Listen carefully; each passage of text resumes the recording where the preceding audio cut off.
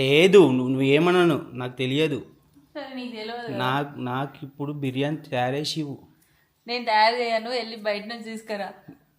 ఇదే మరి నా చేతి వంట నేను తిని తిని నాకు చిరాకేస్తుంది. నేను చెయ్యా. ఇప్పుడు చికెన్ తీసుకొచ్చిన బిర్యానీ చేస్తానని చెప్పినావుగా లేదా? చెయ్యాను నేను. అరే బిర్యానీ చేస్తాను అన్నావు కదా, మరి చికెన్ తెప్పించినావు. వర్షం పడుతుంది కదా, నాకు అసలు వంట రూమ్లోకి వెళ్ళాలనిపిస్తలేదు. మరి అక్కడ కూర్చో, మరి నేనని చేస్తా. ప్రాసెస్ ఏంటో చెప్పు మరి.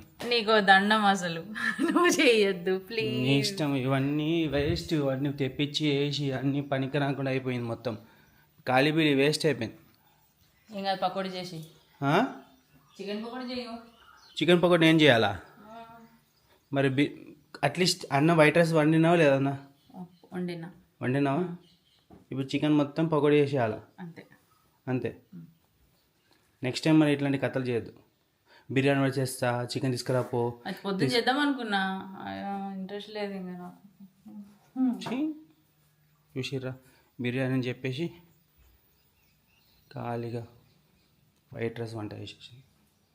చలో చికెన్